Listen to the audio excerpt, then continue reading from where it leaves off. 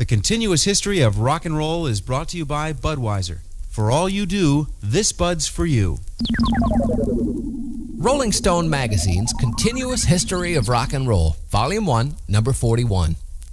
This week we'll take an in-depth look at the originators of folk and country rock. I'm Gary Bridges. When we return, it's the music of Roger McGuinn. Hey, Mr. Tambourine Man. David Crosby. I don't know what's going on here. Chris Hillman. Goodbye, won't be long. I'm on my way back home. Gene Clark. But I've set you free this time. Michael Clark.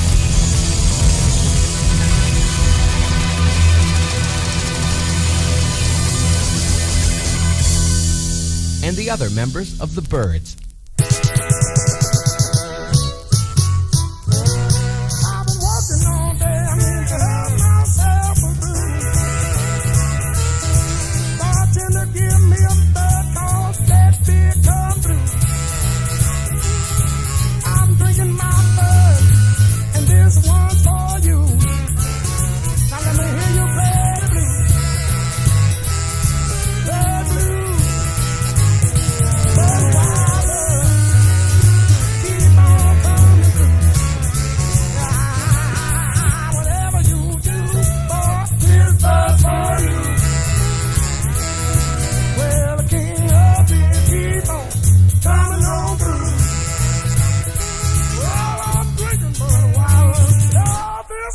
For you, yeah. St. Louis.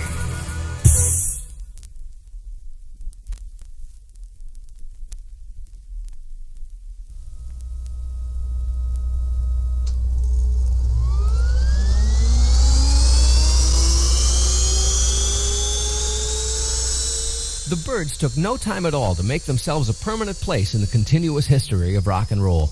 They burst onto the scene in 1965 and became the American response to the British invasion.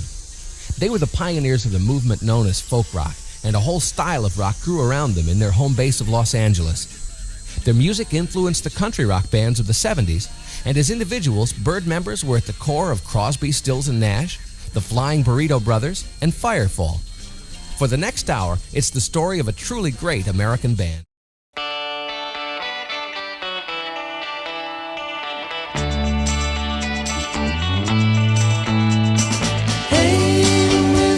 Tambourine Man, play a song for me. I'm not sleepy and there ain't no place I'm going to. Hey, Mr. Tambourine Man, play a song for me. In the jingle jangle morning, I'll come following. Take me for a trip upon your magic swirling ship. All my senses have been stripped, and my hands can't feel to grip, and my toes too numb to step. Wait only for my boot heels to be wandering. I'm ready to go anywhere. I'm ready for to fade onto my own parade. Cast your dancing spell my way. I promise to go under it. Hey, Mr. Tambourine Man, play a song for me. I'm not sleepy and there ain't no place I'm going to. Hey, Mr. Tambourine Man, play a song for me. In the jingle jangle morning,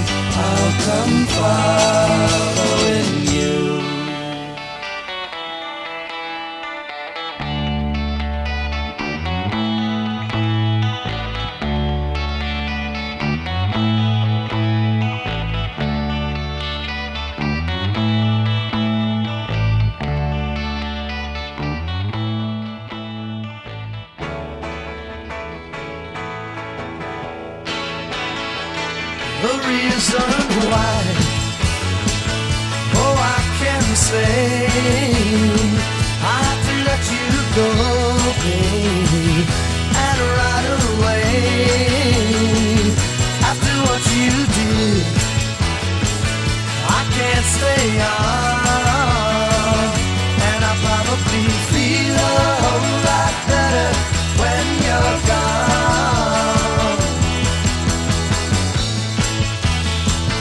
Baby, for a long time, you had me believe that your love was all mine, and that's the way it would be. But I didn't know that you were putting me on, and I probably feel a whole lot better when you're gone. Oh, when you're gone.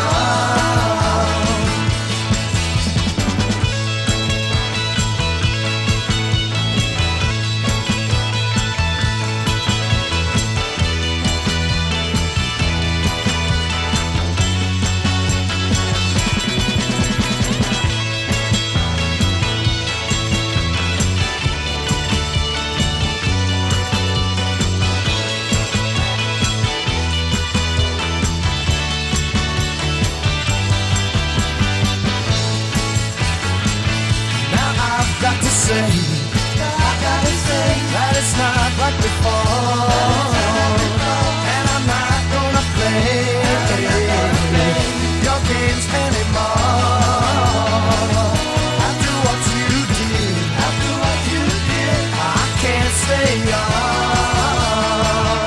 and I probably feel a whole lot better when you're gone. Oh, when you're gone.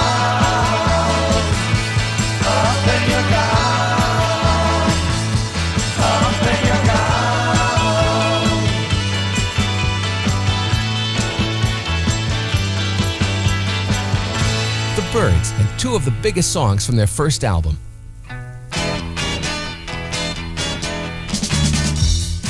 The story of the Byrds revolves around a guy from Chicago, James Joseph McGuinn, or as we know him, Roger McGuinn. He played folk music in Chicago as a teenager and played guitar for the Chad Mitchell Trio, Judy Collins, and Bobby Darin. It was while working for Bobby Darin that McGuinn started perfecting his songwriting style and started tuning in to the music of the Beatles. Roger McGuinn. I was working for Bobby Darin at the time, and he had a heart condition, and I used to play with him, and his doctor told him I guess to quit performing, so he went into the publishing business, hired me as a writer, and he told me to listen to the radio and write songs like I heard, like give me a Frank Sinatra song, give me a Bobby this and Bobby that song, So I was doing that, and then the Beatles came out, because they were coming from Liverpool, and all that tradition had been in their heritage, and I was used to hearing these chord progressions from like Anglo-Saxon folk songs that had come over here and filtered down through the Appalachians. So I knew what they were doing from folk music. McGuinn went out on his own and worked the folk clubs in New York's Greenwich Village. This was around the time Bob Dylan was folk music's big star. In New York, he got the idea for a new sound, playing folk music with a rock and roll beat. McGuinn toured the folk clubs of the U.S. with his solo act, and while he was in Los Angeles, he met some other folkies, David Crosby, Chris Hillman, and Gene Clark.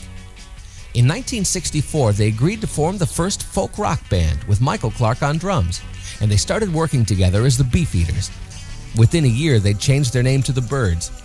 Now, looking back, the Byrds were an overnight sensation, but Roger McGuinn says at the time it didn't feel like it. I came out to L.A. as a solo act in, I think, 63, and by 64, we'd recorded Mr. Tambourine Man. It was in the can, and by 65, it was released, and it was number one. I mean, it was within a couple of year period. But it went very slowly while I was doing it.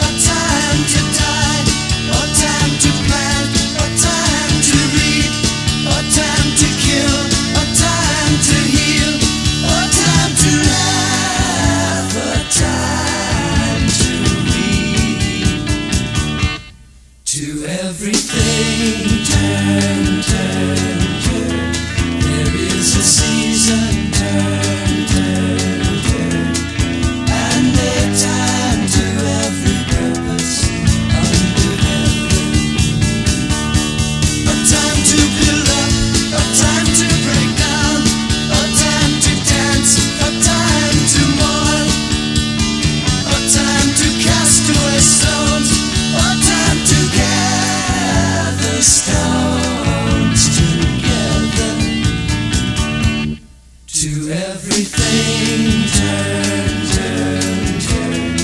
There is a season, turn, turn, turn. And a time to every purpose under heaven.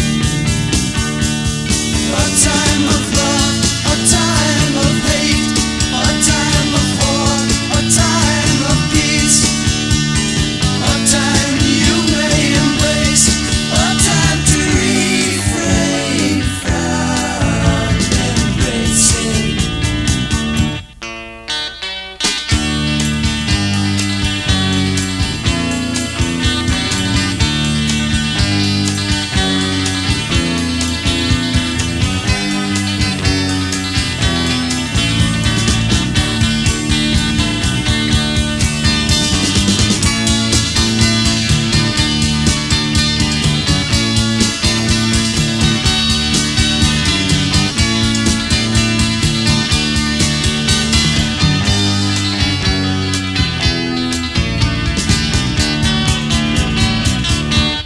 To everything turn, turn, turn. There is a season, turn, turn, turn. And a time to every purpose under heaven. A time to gain, a time to lose, a time to rend, a time to sow, a time for love, a time for hate, a time for peace. I swear it's not too late.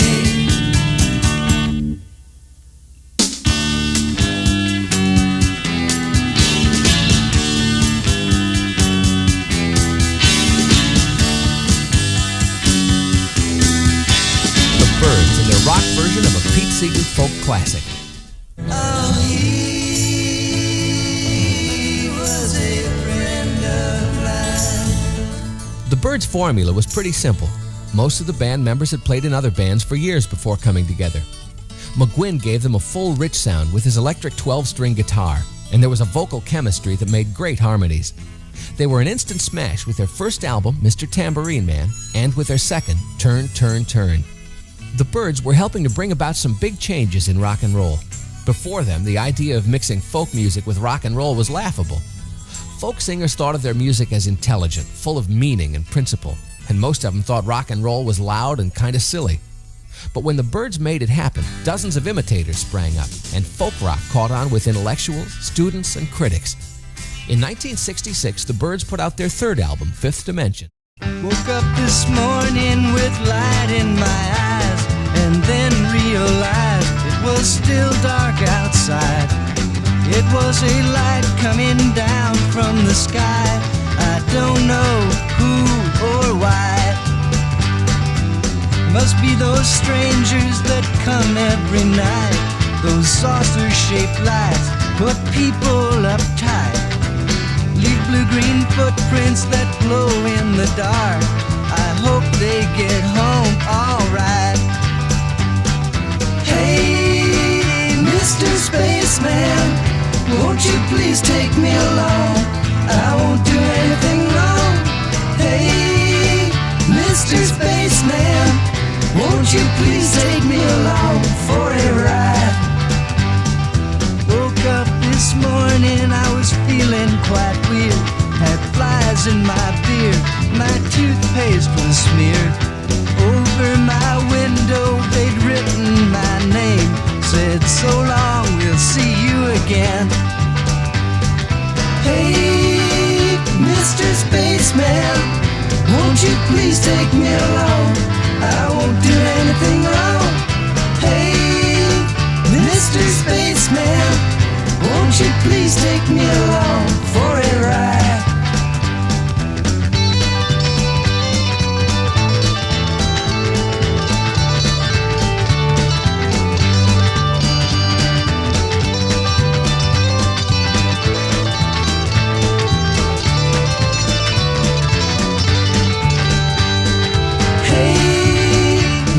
Spaceman, won't you please take me along? I won't do anything wrong.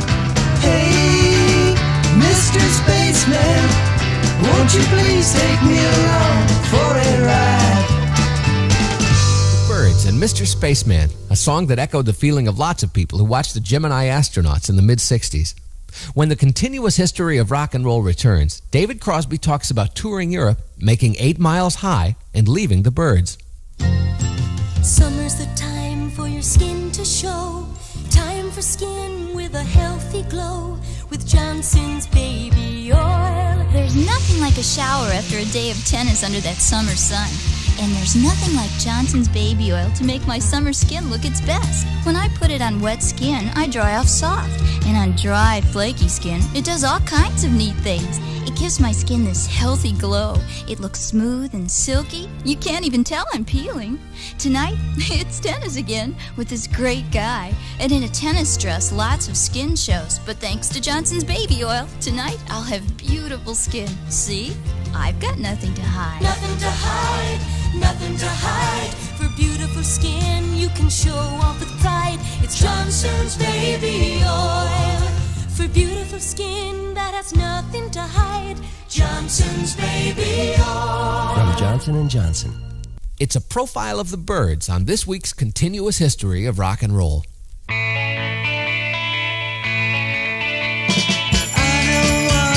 Compete with you, beat or cheat or mistreat you, classify you, simplify you, deny, defy, or crucify you.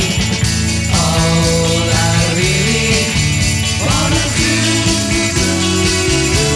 is maybe be friends with you.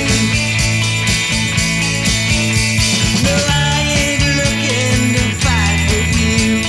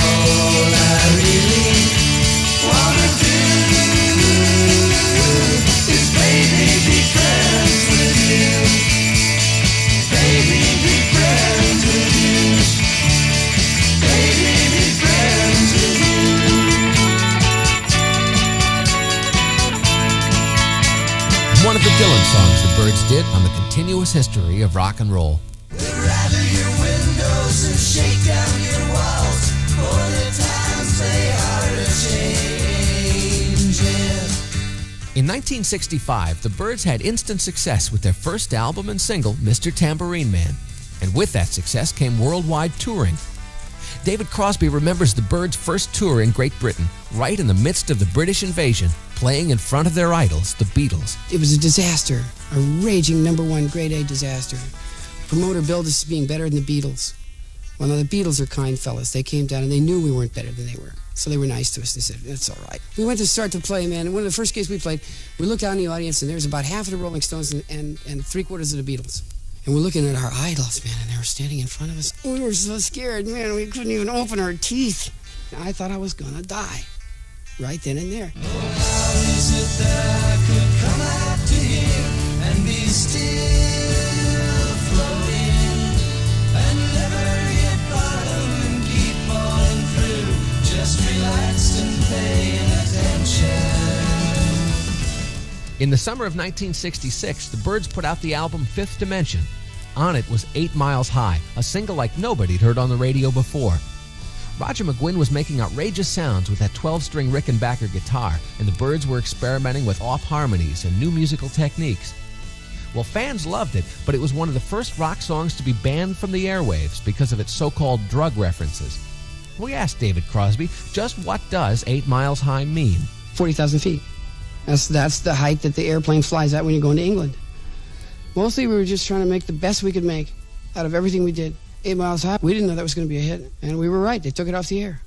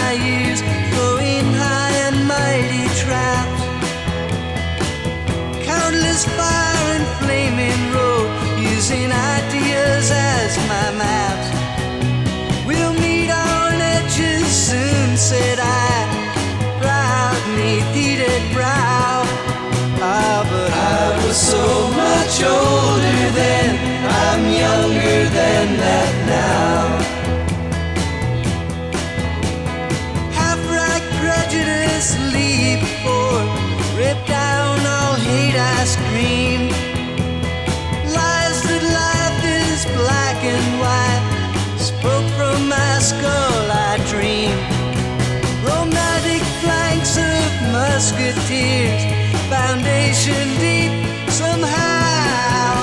Oh, but I was so much older then, I'm younger than that now. In a soldier's stance, I aim my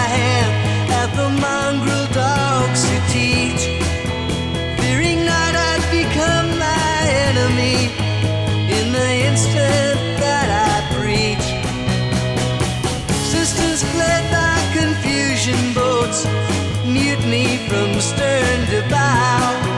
Ah, but I was so much older then, I'm younger than that now.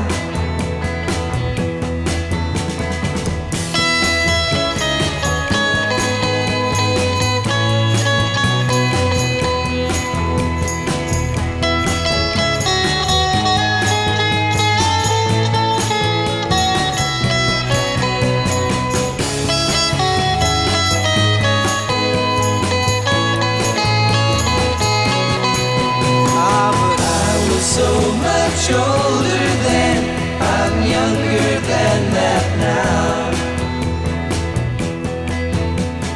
My guard stood hard when abstract threats, too noble to neglect, deceived me into thinking I had something to protect. Good and bad, I define these terms, quite clear, no doubt, somehow. Ah, but I was so much older then, I'm younger than that now.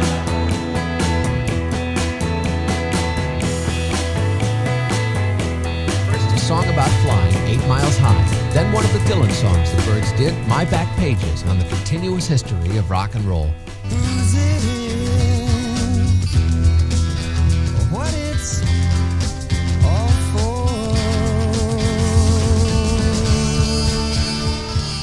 This part of the story may sound familiar. It's happened with most of the great rock bands of the 60s.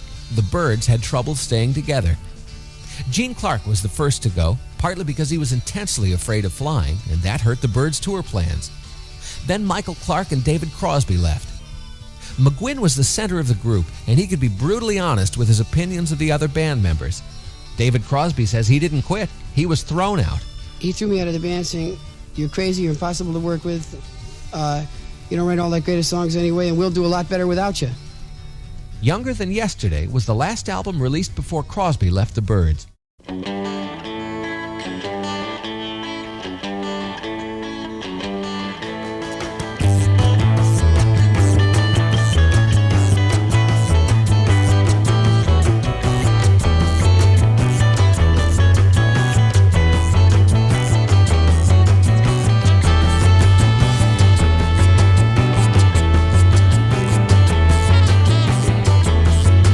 So you wanna be a rock and roll star? Then listen now to what I say. Just get an electric guitar and take some time and learn how to play. And when your hair's combed right and your pants are tight, it's gonna be alright. Then it's time to go downtown where the agent man won't let you down. Sell your soul to the company who are waiting there to sell plasticware. And in a week or two, if you make the charts, the girls will tear you apart.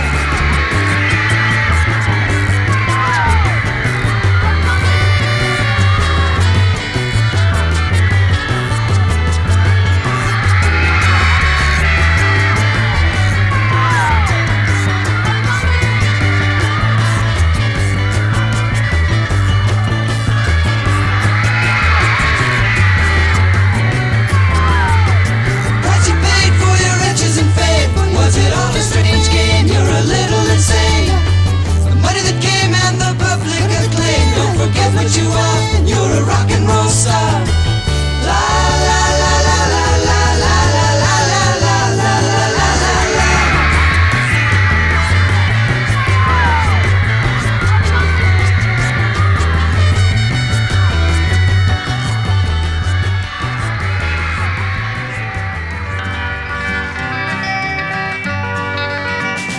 So I'd rather go and journey where the diamond crescent's glowing, and run across the valley beneath the sacred mountain, and wander through the forest where the trees have leaves of prisms and break the light in colors that no one knows the names of. When it's time, I'll go and wait beside a legendary fountain, till I see your form reflected in its clear and jeweled waters. And if you think I'm ready, you may lead me to the chasm where the rivers of our vision flow into one another.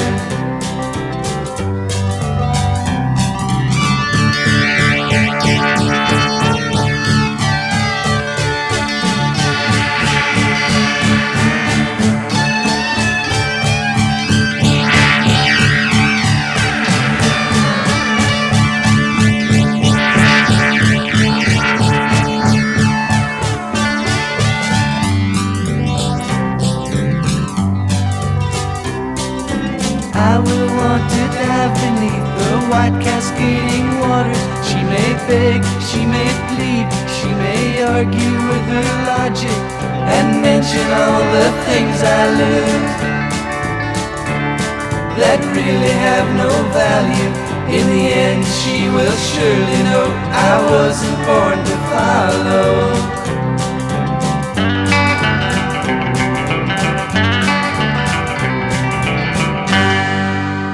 From the Byrds, So You Want to Be a Rock and Roll Star from Younger Than Yesterday and Wasn't Born to Follow from the notorious Byrd Brothers, an album put out after David Crosby left the band. We'll come right back with the end of the Byrds and some successful spin-offs.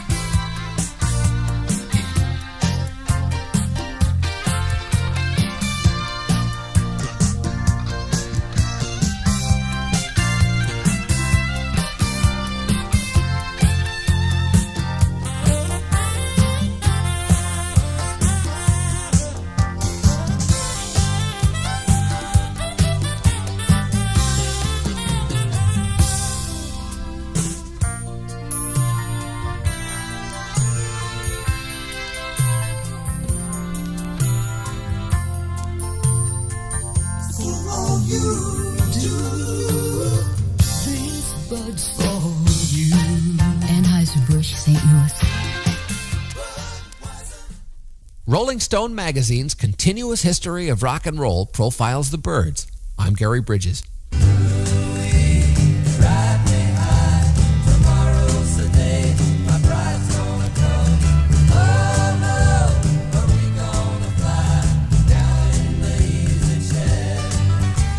Graham Parsons and Kevin Kelly replaced David Crosby and Michael Clarke in the Byrds in 1968. Parsons signaled a new era for the Byrds. He had his roots in country music, and the band's next album was called Sweetheart of the Rodeo. They even recorded it in Nashville. Like they'd done in the past, the Byrds were inventing a new style called country rock, and doing it, they influenced a whole slew of imitators.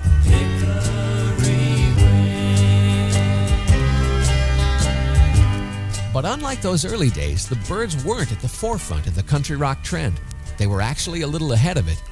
Sweetheart of the Rodeo was their least successful album up to that time, and by 1969, Graham Parsons and Chris Hillman left to start the Flying Burrito Brothers. But if you got to go now, or else you got to stay all night.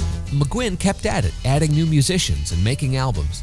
The band's Ballad of Easy Rider was part of the Easy Rider movie soundtrack, and that was a big hit. Flow, river, flow, let your waters wash down, take me from this road to some other town. And the revamped Byrds got a lot of airplay with their 1970 song Chestnut Mare from the Untitled album. Always alone, never with a hurt. Prettiest mare I've ever seen, you have to take my word. I'm going to catch that horse if I can, and when I do, I'll give her my brand. Well, I was up on Stony Ridge after this chestnut mare. Been chasing her for weeks. Well, I'd catch a glimpse of her every once in a while, taking her meal, bathing. Fine lady. This one day I happened to be real close to her, and I saw her standing over there. So I snuck up on her nice and easy, got my rope out, and I flung it in the air. I'm gonna catch that horse if I can, and when I do, I'll give her my brand, and we'll be friends for life. She'll be just like a wife. I'm going to catch that horse if I can. And I got her, and I'm pulling on her, and she's pulling back like this mule going up a ladder.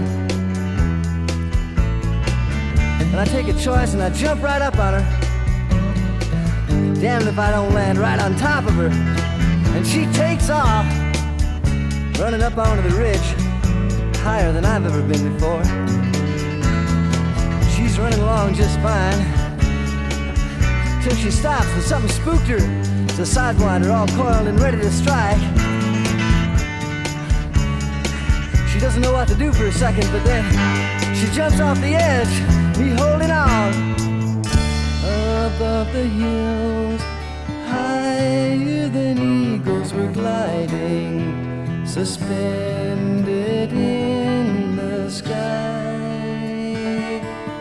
Over the moon, straight for the sun we were riding. My eyes were filled with light. Behind us black walls, below us a bottomless canyon, floating with no sound. Clouds far below seem to be suddenly rising, exploding all around. I'm going to catch that horse if I can, and when I do, I'll give her my brand, and we'll be friends for life. She'll be just like a wife. I'm going to catch that horse if I can. We were falling down this crevice, about a mile down that sink. And I look down and I see this red thing below us, coming up real fast, and it's our reflection, this little pool of water about 6 feet wide and 1 foot deep. And we're falling down right through it. We hit and we splashed it dry. That's when I lost my hold, and she got away. But I'm gonna try to get her again someday. I'm going to catch that horse if I can, and when I do, I'll give her my brand, and we'll be friends for life. She'll be just like a wife. I'm going to catch that horse. I'm going to catch that horse. I'm going to catch that horse if I can. I'm going to catch that horse if I can.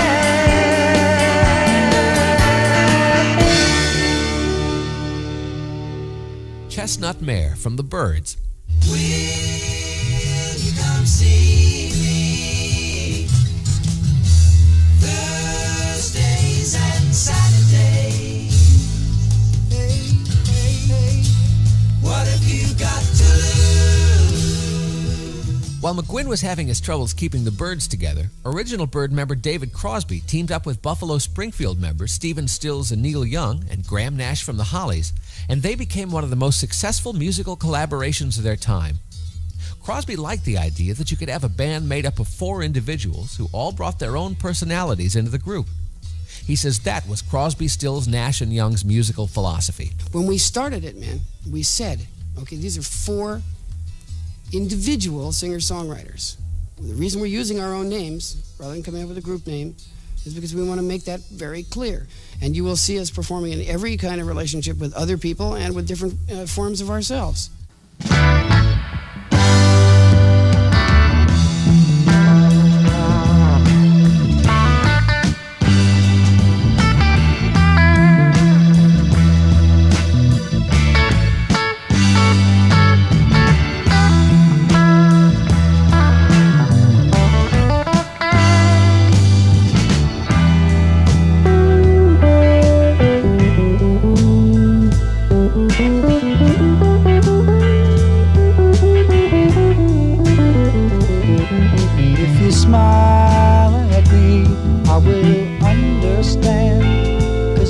Something everybody everywhere does in the same language.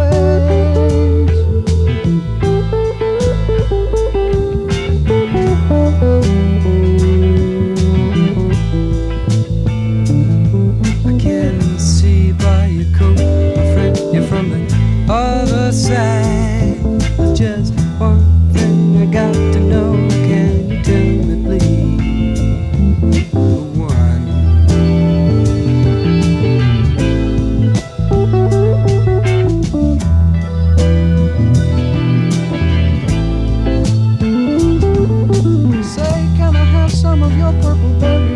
I've been eating them for 6 or 7 weeks now. I haven't got sick once. Probably keep us both alive.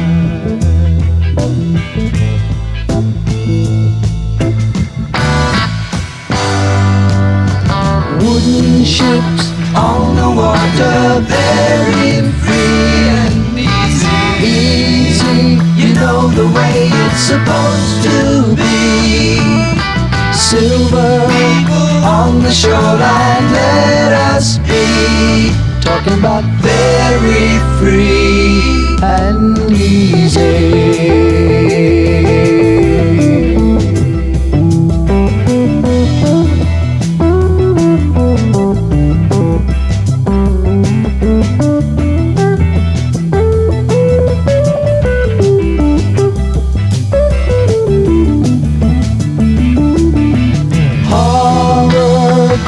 As we watch you die, all we can do is echo your anguished cries.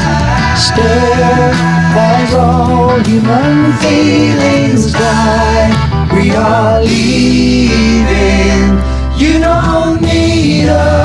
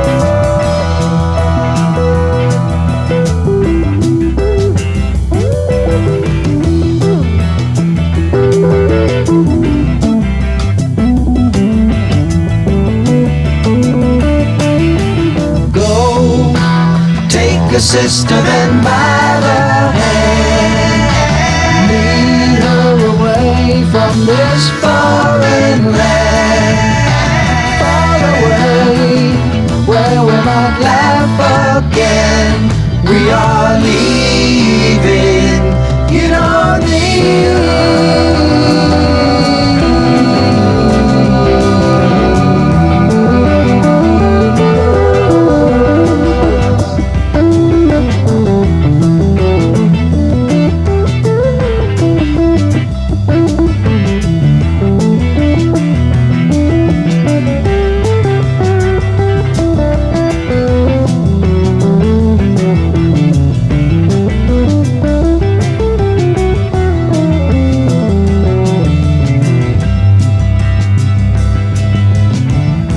it's a fair wind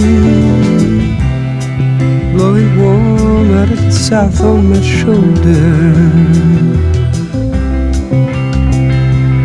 I guess I'll set a course and go.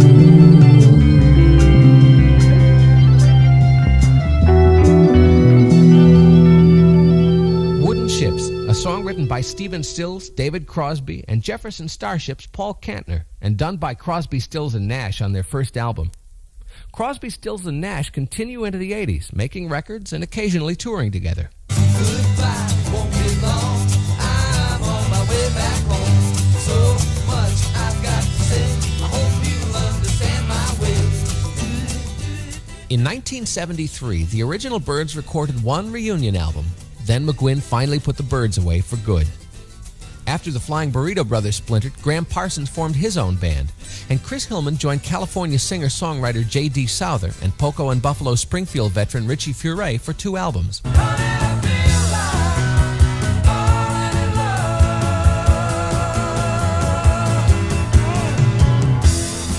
Original Byrds drummer Michael Clark joined Firefall in the late 70s. It's a strange way to tell me you love me.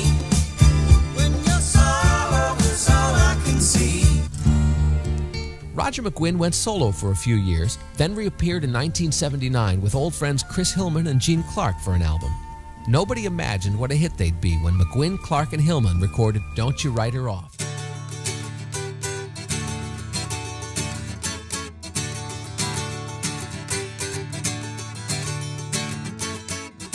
Been atop the New York skyline, sailed across the ocean blue. Desert island, and I've been a guru too. Don't you write her off like that? Don't you write her off like that? Don't you write her off like that? She's a real fine lady, don't you see? Don't you write her off like that? Don't you write her off like that? Don't you write her off like that? She's a real fine lady, don't you see?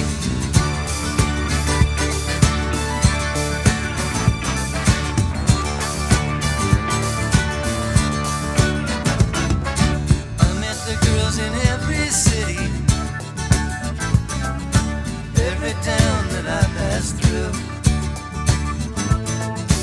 you won't find one half as pretty, or one with a heart so true. Don't you write her off like that? Don't you write her off like that? Don't you write her off like that? She's a real fine lady, don't you see? Don't you write her off like that? Don't you write her off like that? Don't you write her off like that? Don't you see?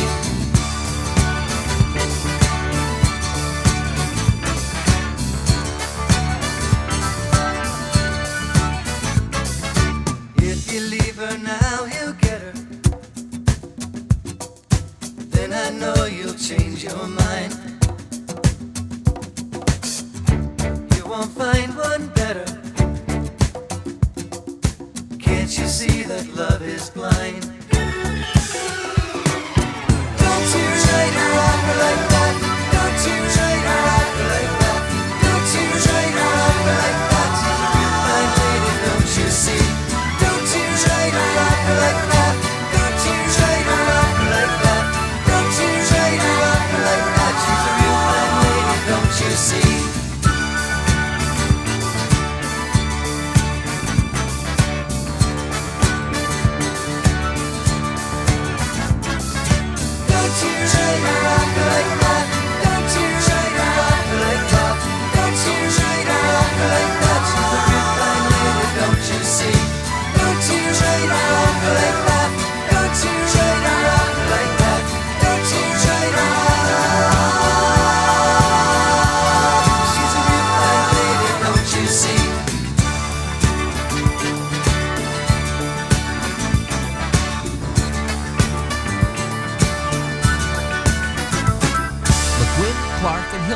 Rolling Stone magazine's continuous history of rock and roll.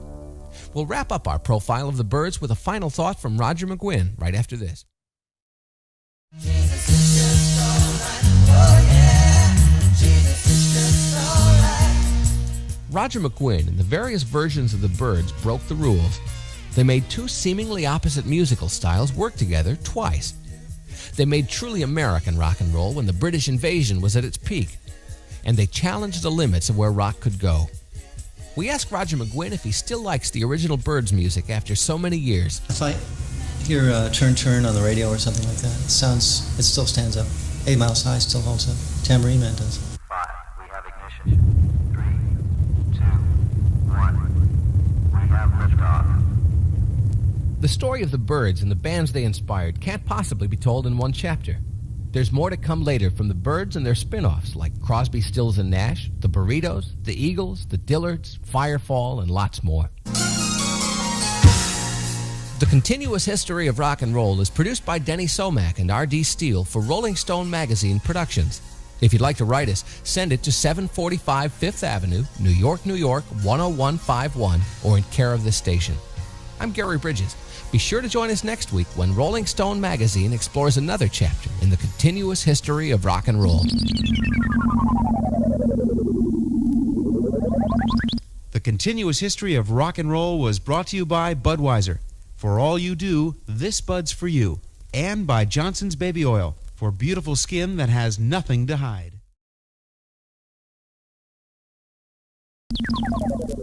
Rolling Stone Magazine's Continuous History of Rock and Roll, Volume 1, Number 41. Today we take a glimpse at the originators of folk rock and country rock. It's the Byrds, after this word from Budweiser.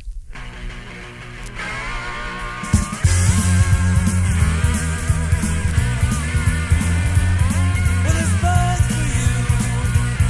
This Bud's for you.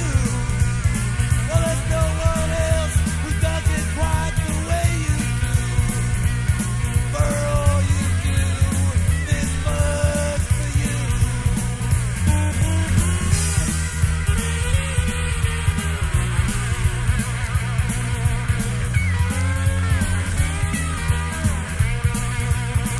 Yes, this Bud's for you. Woo, this Bud's for you. For all you do, the King of Beers is coming through. Yeah, for all you do, well, this Bud's for you.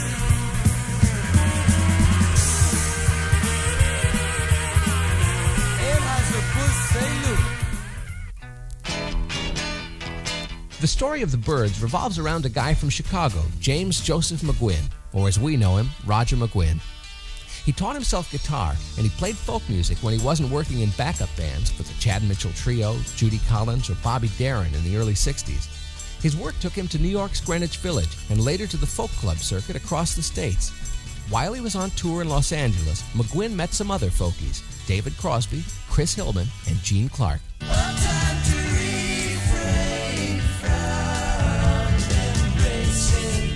McGuinn had the idea to mix folk music with rock and roll to come up with a new sound. In 1964, McGuinn, Clark, Hillman, Crosby, and drummer Michael Clark became the Beefeaters, and a little while later, the Byrds. I came out to L.A. as a solo act in, I think, 63. And by 64, we'd recorded Mr. Tambourine Man. It was in the can, and by 65, it was released, and it was number one. In the jingle jangle morning, I'll come following you. Tomorrow, David Crosby describes the Byrds' first European tour on the continuous history of rock and roll. I'm Gary Bridges for Rolling Stone Magazine and Budweiser.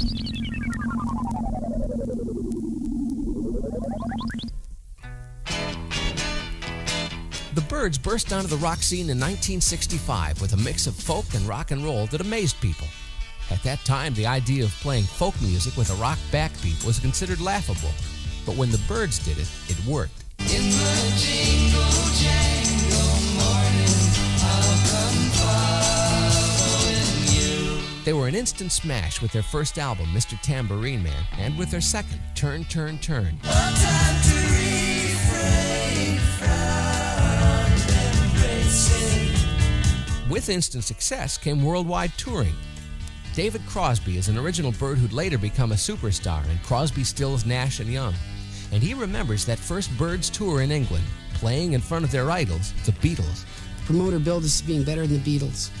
Well, now the Beatles are kind fellas. They came down and they knew we weren't better than they were. So they were nice to us. They said, it's all right. We went to start to play, man, and we were so scared, man, we couldn't even open our teeth. In the summer of 1966, the Byrds put out the album Fifth Dimension. On it was 8 Miles High, a single like no one had ever heard before. Some living, some standing alone. More about 8 Miles High from David Crosby tomorrow on the continuous history of rock and roll. I'm Gary Bridges for Rolling Stone Magazine and Budweiser.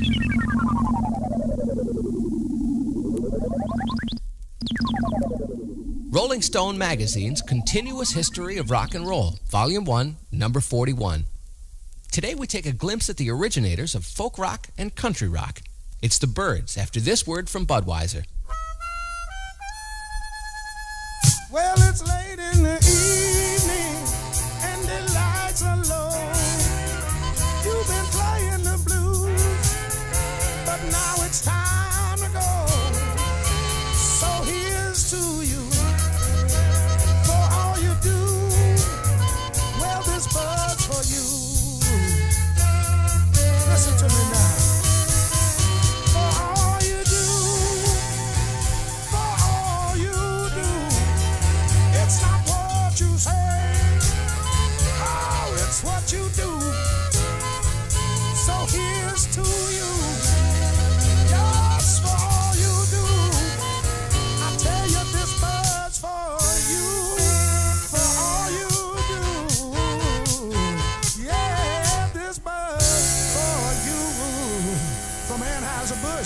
say good.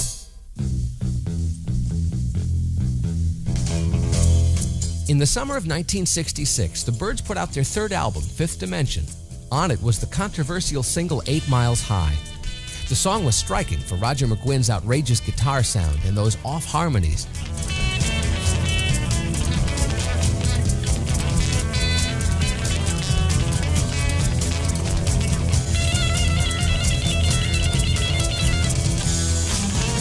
But 8 Miles High raised some eyebrows. It was banned from the radio for a while because programmers were afraid of drug references. Well, we asked David Crosby just what 8 Miles High means. 40,000 feet. That's the height that the airplane flies at when you're going to England. Mostly we were just trying to make the best we could make out of everything we did. 8 Miles High, we didn't know that was going to be a hit. And we were right, they took it off the air. Some living, some standing alone. In spite of the controversy, the twangy 12-string electric guitar, the thundering bass, and the tight, crisp harmonies of the Byrds were the basis for a whole school of West Coast rock. And never hit bottom and keep falling through, just relaxed and paying attention. Like lots of other great bands, the Byrds had trouble staying together.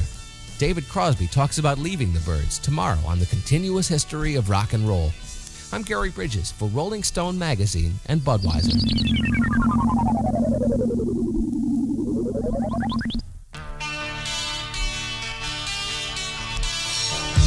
The Byrds made it to the top at a time when British music controlled the rock scene on both sides of the Atlantic. They did it with truly American rock and roll, a mixture of folk, a little country, and some experimental psychedelia thrown in for good measure.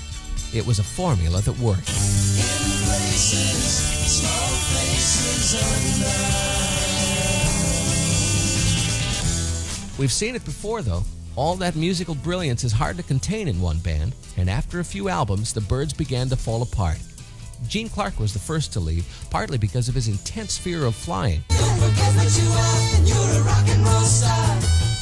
Drummer Michael Clark and singer-guitarist David Crosby left the group before the album Notorious Byrd Brothers came out. David Crosby says he didn't quit. He was thrown out by Roger McGuinn. He threw me out of the band saying, you're crazy, you're impossible to work with. You don't write all that great of songs anyway, and we'll do a lot better without you. I was so much older then, I'm younger than that now. The rest of the Byrds' history from 1968 on is marked by personnel changes and artistic squabbles in the group. You may lead me to the chasm where the rivers of our vision flow into one another. Tomorrow, David Crosby talks about one of the Byrds spin-offs, Crosby, Stills, and Nash, on the continuous history of rock and roll. I'm Gary Bridges for Rolling Stone magazine and Budweiser.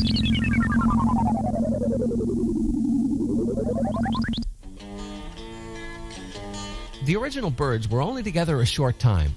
Gene Clark left the band in 1966, and David Crosby and Michael Clark left after the album Younger Than Yesterday.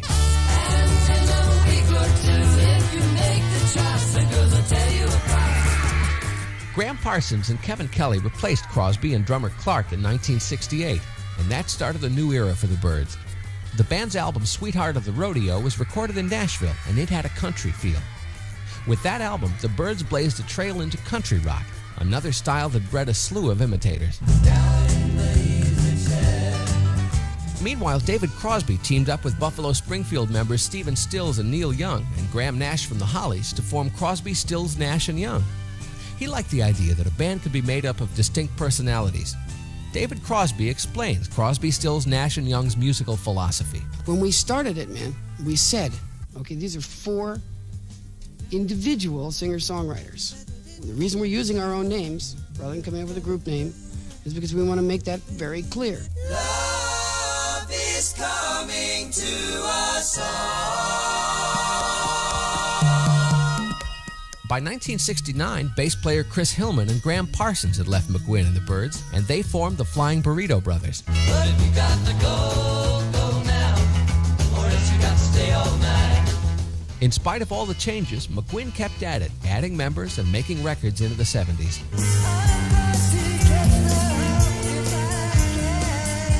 Tomorrow, it's the end of the Byrds and their successful spin-offs. And listen for the hour-long profile of the Byrds this weekend on the continuous history of rock and roll. I'm Gary Bridges for Rolling Stone magazine and Budweiser.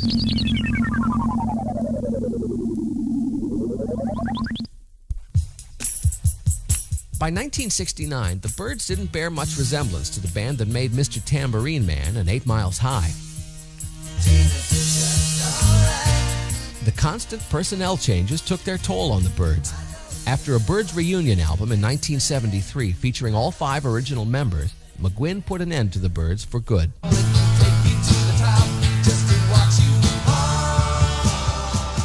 David Crosby was already a superstar with Crosby, Stills, Nash & Young.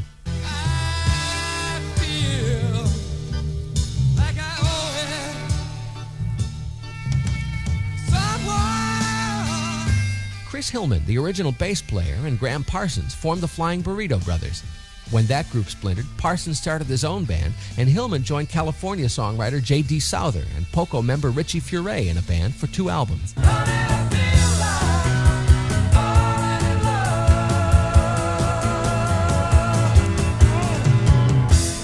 Original Byrds drummer Michael Clark joined Firefall in the late 70s. And in 1979, Byrds founders Roger McGuinn, Gene Clark, and Chris Hillman got together and had a hit with Don't You Write Her Off.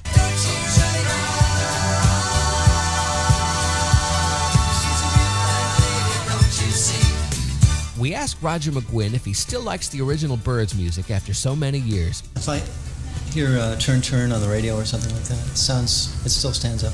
8 Miles High still holds up. Tambourine Man does. This weekend, it's the story of one of America's great rock and roll bands, the Byrds, on the hour-long continuous history of rock and roll.